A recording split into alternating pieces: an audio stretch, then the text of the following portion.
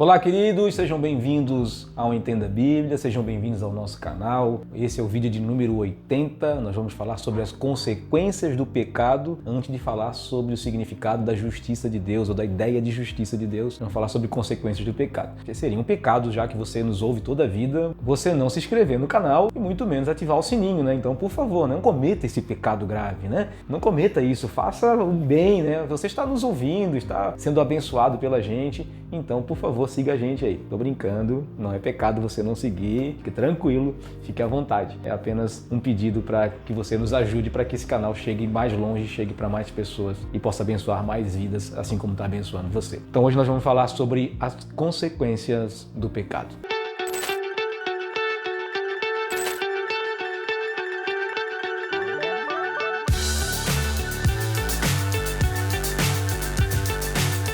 No último vídeo nós falamos acerca do pecado. Nós falamos que o pecado ele consiste em errar o alvo, consiste em quebra de aliança ou desobediência às leis e consiste também em um ato de egocentrismo do nosso coração e de descrença na verdade de Deus, na palavra de Deus, no projeto de Deus para as nossas vidas. E quando a gente se rebela contra Deus dessa forma, sempre tem consequências para a nossa vida. Mas nós vamos falar sobre a consequência do pecado original, que nós herdamos de Adão e de Eva. É sobre isso que nós vamos falar, não sobre as consequências dos nossos pecados diários. Aliás, se você tem pecados diários, por favor, se arrependa, retorne para Deus, busque uma transformação na sua vida, não cometa mais esses pecadinhos que nós gostamos de chamar de pecados de estimação. Se tem alguma coisa escondida aí, que deixa que Deus te transforme, porque Deus tem uma nova vida para você, queridos. Jesus morreu naquela cruz para você viver em novidade de vida, para que você possa viver a vida dele. Então, não fique mais com esses pecadinhos de estimação que te atrapalham nesse projeto que Deus tem para a sua vida. Viva o melhor de Deus, viva o bem,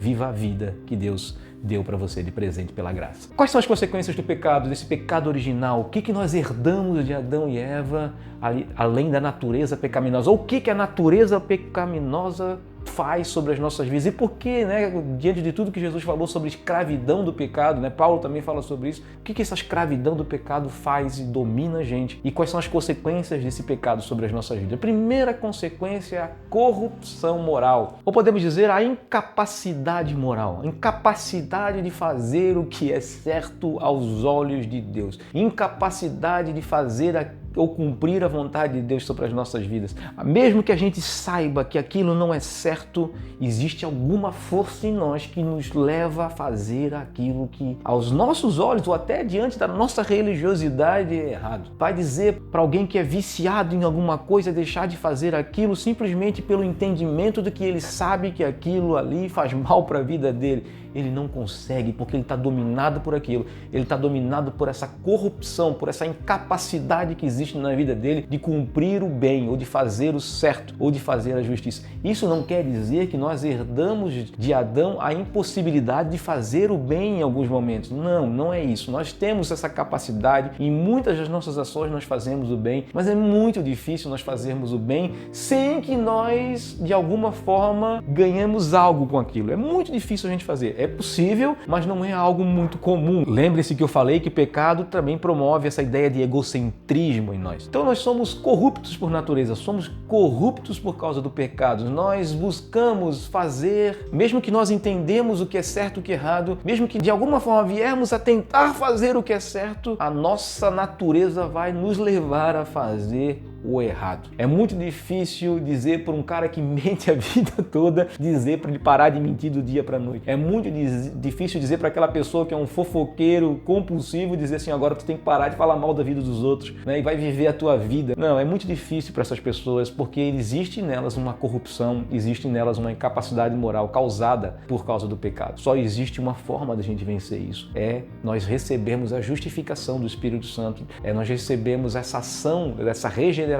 de Deus nas nossas vidas e termos a nossa vida transformada. Mesmo assim, com a nossa vida transformada, temos que ter o cuidado de não dar voz à nossa natureza humana. Nós só teremos a nossa regeneração completa quando nós tivermos o nosso corpo incorruptível, quando nós recebemos novos corpos, quando nós verdadeiramente tivermos a plenitude da salvação ou quando nós tivermos passado pela ressurreição dos mortos, falando de várias formas de como explicar quando nós teremos esses corpos corruptíveis vivos ou seremos semelhantes por completo ao nosso Senhor, ao nosso Deus, conforme o propósito original dele. Antes disso, enquanto nós vivemos essa terra, nós já fomos chamados para viver em novidade de vida, mas ainda temos a nossa natureza pecaminosa conosco, né? Existe uma luta entre nós, né? Já falamos sobre isso quando nós falamos de obras da carne, fruto do Espírito. Existe uma luta entre nós e essa luta precisa ser sempre guiada pelo Espírito Santo para que o fruto do Espírito apareça e as obras da carne cada vez mais apareçam menos nas nossas vidas. Então,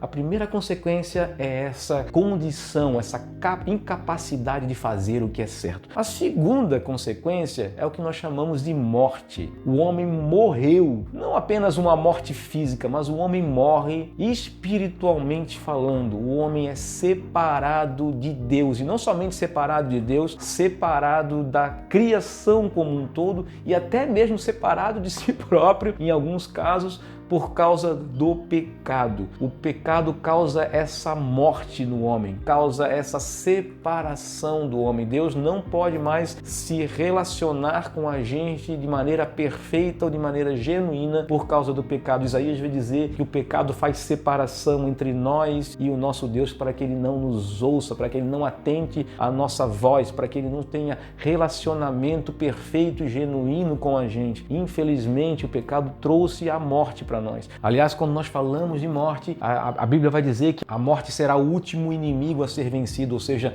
diante de todo o projeto de Deus de vida eterna, de vida plena, desse projeto de salvação ou de reconciliação do homem consigo, a última vitória que nós teremos será a vitória sobre a morte. Nós teremos vida e vida eterna e a morte será vencida. Então, no reino, na plenitude do reino de Deus, não haverá mais morte, não haverá mais dor, não haverá mais lágrimas, não haverá mais nada disso, não haverá mais morte, não haverá mais essa separação, essa permissão da separação, porque o pecado foi vencido por completo, porque verdadeiramente lá não haverá mais rebelião contra Deus. A vontade de Deus será completa sobre as nossas vidas e nós teremos esse relacionamento diário ou eterno, vamos dizer assim, com o nosso Pai, com o nosso Deus. Então, essas são as consequências principais do pecado. Nós herdamos essa natureza pecaminosa e nós temos essa consequência nas nossas vidas, a não ser que nós sejamos reconciliados com Jesus, regenerados pelo Espírito Santo, e ao sermos regenerados pelo Espírito Santo, possamos experimentar de uma nova vida, de viver em novidade de vida. Por isso que a Bíblia fala que nós somos novas criaturas. Não novas em especial, diferentes daquilo que nós éramos no princípio em Adão, mas novas, diferentes da queda. Novas criaturas, conforme o propósito eterno de Deus. Nós somos regenerados para sermos trabalhados para que na nossa vida transpareça novamente essa imagem e semelhança de Deus, para que na nossa vida exista esse aperfeiçoamento, esse amadurecimento em Cristo, essa projeção dessa reconciliação e desse relacionamento com Deus, para que o mundo saiba, através de você, através do seu testemunho, que o Espírito Santo possa anunciar ao mundo, convencer o mundo, através do seu testemunho, que você foi reconciliado com Deus, que a cruz do Calvário te alcançou, que o projeto de Deus te alcançou, que o Evangelho te alcançou e que através do testemunho as pessoas vejam que você é reconciliado, que você foi regenerado e que agora você vive em novidade de vida. Seja você luz do mundo e sal para essa terra. Então, queridos, viva em novidade de vida. Assuma essa tua condição agora de nova natureza. Você agora nasceu do Espírito. Agora você é nova criatura em Cristo Jesus. Não deixe que o pecado te domine novamente. Não deixe que o pecado te escravize novamente. Não se esqueça, sempre que o pecado nos escravizar, terão algumas consequências. Uma delas, a principal delas, é claro que a questão da morte final, da morte eterna, você que já está em Cristo Jesus, de alguma forma Deus vai te recuperar e vai fazer com que você entre no processo de arrependimento. Mas essa condição moral pode fazer com que você deixe de ser testemunha viva, deixe de você ser luz para o mundo e vai fazer com que você viva em trevas novamente. E isso vai fazer com que as pessoas não vejam em você aquilo que elas deveriam ver, uma pessoa regenerada, uma pessoa salva em Cristo Jesus. No próximo vídeo, nós vamos falar acerca da segunda palavrinha do texto de João capítulo 16, verso 8. Nós vamos falar sobre justiça. O que significa isso na prática? Porque existe uma diferença no original, na cultura deles, existe uma diferença entre justiça e juízo. Na nossa cultura, na nossa língua, nós fazemos uma confusão enorme em relação essas duas palavras, porque nós conciliamos as duas e pensamos que as duas elas são da mesma ideia. Não são da mesma ideia e nós vamos explicar isso a partir do vídeo que nós vamos falar sobre a justiça de Deus. Um grande abraço e até o próximo vídeo.